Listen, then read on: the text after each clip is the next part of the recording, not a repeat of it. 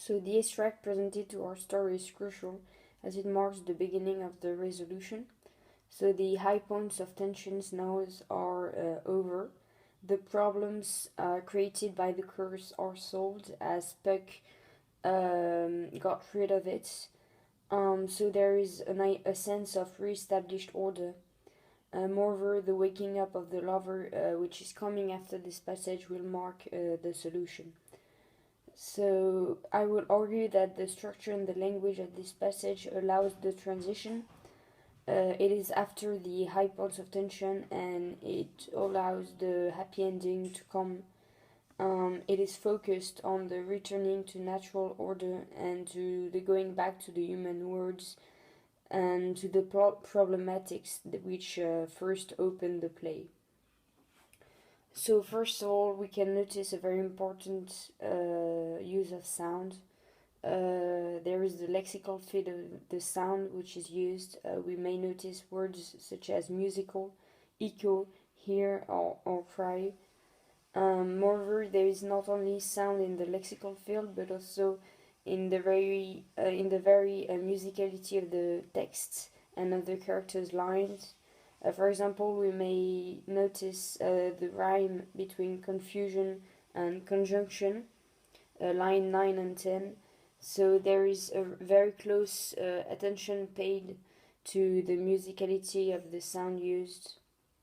Moreover, finally, the iambic pentameter, such as line 4, really also put a stress on this musicality.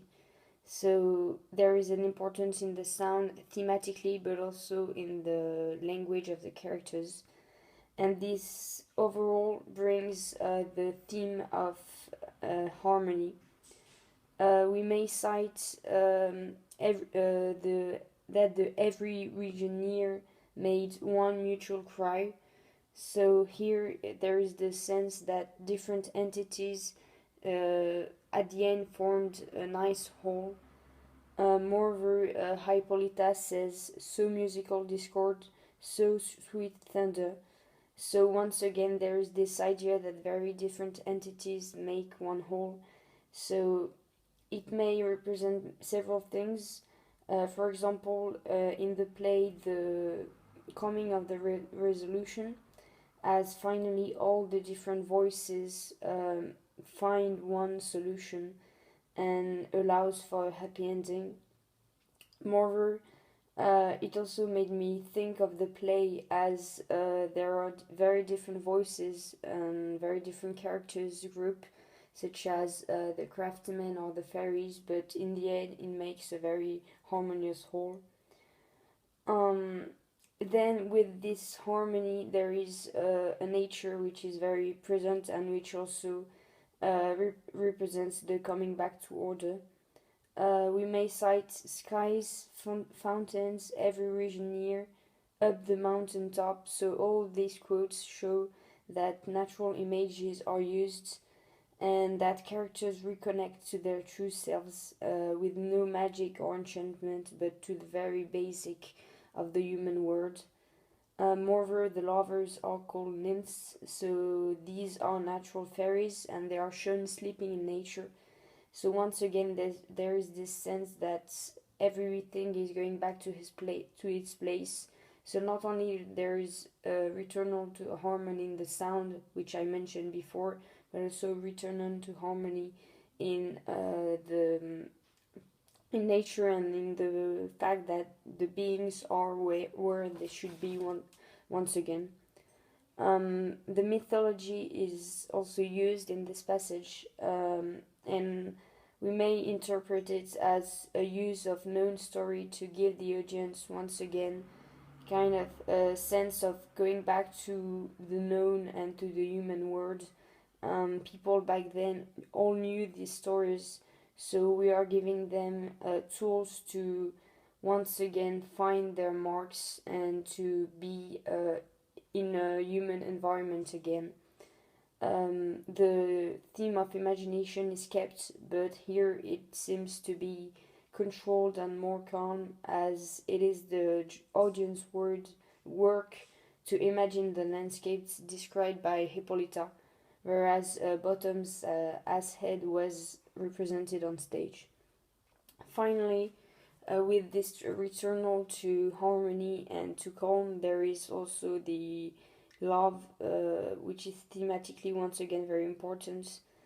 Um, it was introduced since the beginning of the play, and it was central since the beginning of the play, and it is also since the beginning of the passage, thanks to the iams line 4, which really stress the words love and music and hounds.